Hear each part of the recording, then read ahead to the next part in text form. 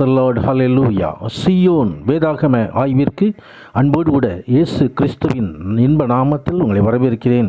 இந்த தினத்திலும் அப்போஸ்தலர் நடபடிகள் புஸ்தகம் அதிகாரங்கள் 6 முதல் 10 அதிகாரங்களிலுள்ள வசனங்களை தியானிக்க சர்வ வல்லமையுள்ள தேவன் தாமே நமக்கு கிருபை பாராட்டுவாராக. 6வது அதிகாரத்திலே சீஷர்கள் பெருகின போது அங்கே பிரச்சனையும் வருகிறதை குறித்து பார்க்கிறோம். பந்தியிலே அன்றாட விசாரணையிலே இது கிரேக்க விதவைகள் விசாரிக்கப்படவில்லை என்று பிரச்சனை வந்தது. அப்பொழுது அப்போஸ்தலர்கள் அங்கே வந்து பரிசுத்த ஆவியும் ஞானமும் நிறைந்து நற்சாட்சி பெற்றிருக்கிற 7 பேரை தெரிந்து கொண்டு அவர்களை பந்தி விசாரிக்கும்படியாகவும் அப்போஸ்தலர்கள் தாங்கள் ஜெபம் பண்ணி அவர்கள் மேல் கை வைத்து அதற்காக நியமிக்கிற காரியத்தையும் பார்க்கிறோம். அதில் ஸ்தேவான் ஒருவர் இருக்கிறார். அந்த ஸ்தேவான் விசுவாசத்தினாலும் வல்லமையினாலும் நிறைந்தவர், ஜனங்களுக்குள்ளே அற்புதங்களையும் அடையாளங்களையும் செய்கிறவர். அங்கே அப்படி செய்யும்போது அங்கே சிலர் எழும்பி ஸ்தேவானுடனே தர்க்கம் பண்ணினார்கள்.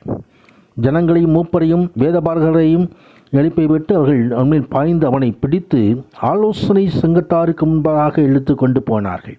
அநேக பைசாட்சிகளை வைத்து அவன் மீது குற்றம் சாட்டி கொண்டிருந்தார்கள்.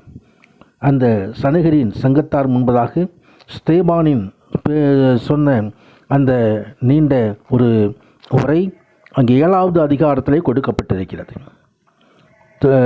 ஆதியிலிருந்து எப்படி ஆண்டவர் ரட்சிப்பை கொண்டு வருகிறார், எகிப்திலிருந்து எப்படி மீட்டுக்கொள்கிறார் ஆபிரகாம் மீது தொடர்ந்து அந்த காரியங்களெல்லாம் அங்கே ஸ்தேவான் அவர்களுக்கு போதிக்கிறார். கடைசியிலே அவர்கள் இதையெல்லாம் கேட்டபோது மூர்க்கமடைந்து பல்லை கடித்து கொண்டு அங்கே அவன் மீது பாய்ந்தார்கள்.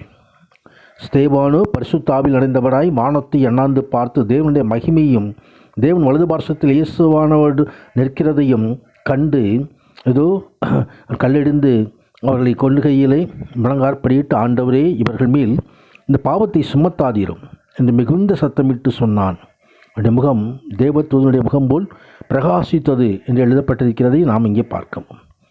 8வது அதிகாரத்திலே திருச்சபை துன்பப்படுத்தப்பட்டு சிதறடிக்கிற காரியத்தை பார்க்கிறோம். சவுல் என்ற சொல்லப்படியான ஒரு வாலிபன் வீடுகள் நோர் நுழைந்து புருஷரையும் ஸ்திரீகளையும் இழுத்து கொண்டு போய் காவலில் படுவித்து சபையை பாழாக்கி கொண்டிருந்தான். சமாரியாவுக்கு போய் பிலிப்பு என்று சொல்லப்படுகிறான அந்த சீஷர் அநேக அதிசயங்களை செய்து நற்செய்தி அறிவிக்கிறது குறித்து இந்த பட்டணத்தில் மிகுந்த சந்தோஷம் உண்டாயிற்று.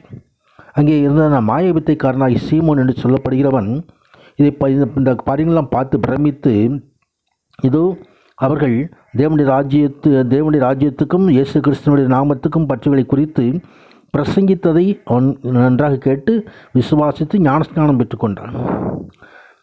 மகிமை உண்டாவதாக. தொடர்ந்து பேதுரு சீமோனை கடிந்து கொள்கிற காரியத்தை குறித்தும் நாம் பார்க்கிறோம். அங்கே அநேக சமாரியர்கள் வந்து ரட்சிக்கப்பட்டு ஞானஸ்நானம் பெற்று பரிசுத்த ஆவியை பெற்றுக்கொண்டார்கள். அங்கே ஆனால் இதையெல்லாம் பார்த்து கொண்டிருந்த அந்த மாயாவித்தைக்காரனாகிய சீமோன் பேதுருவை பார்த்து தேவனுடைய வார்த்தை எனக்கும் தர வேண்டும், நான் யார் மேல் கை வைக்கிறேனோ பரிசுத்த ஆவி இங்கே இறங்க வேண்டும் என்று சொல்லி அவன் பணத்தை கொடுத்து காரியத்தை கேட்கிறதை குறித்து பார்க்கிறோம். ஆனால் பேதுரு அந்த பணத்தை பெற்றுக்கொள்ளவில்லை. நீ உன் இருதயம் தேவனுக்கு முன்பதாக செம்மையாக இல்லை என்று சொல்லி கண்டிக்கிற காரியத்தை குறித்து பார்க்கிறோம். அங்கே கண்டிக்கும்போது நீ பிச்சிலும் பாவக்கட்டிலும் அகப்பட்டிருக்கிறதை காண்கிறேன் என்று சொல்லி கண்டித்த பொழுது எனக்கு தீமை எதுவும் நிறைவேறக்கூடாதுன்னு சொல்லி வேண்டிக் கொள்ளுங்கள் என்று சொல்லி பேதுருவை நோக்கி விண்ணப்பம் பண்ணிக்கிறதையும் நாம் பார்க்க முடியும். தொடர்ந்து அங்கே பண்டிகைக்கு வந்திருந்ததான எத்தியோப்பியருடைய ராஜஸ்திரியாகிய கந்தாகே என்பவளுக்கு மந்திரியும் அவளுடைய பொக்கிஷக்காரனுமாக இருந்த ஒரு மனிதன் அங்கே எருசலேமுக்கு வந்து ஆண்டவரை பணிந்து கொண்டு மீண்டுமாய் தனது ஊருக்கு திரும்பி சென்று கொண்டிருக்கும் பொழுது ஆவியானவர் பிலிப்புவை அனுப்புகிறார். பிலிப்பு ஓடி போய் அந்த ரதத்தில் சேர்ந்து கொண்டு அவனுக்கு இந்த வேதத்தை விளக்கி காண்பித்த பொழுது அவனுக்கு விசுவாசம் வந்தது. விசுவாசித்த அவன் அங்கே உடனடியாக இறங்கி ஞானம் பெற்றுக்கொள்கிறதை குறித்து நாம் பார்க்கிறோம். ரட்சிக்கப்பட்ட மனிதனாய் அவன் திரும்பி போனான்.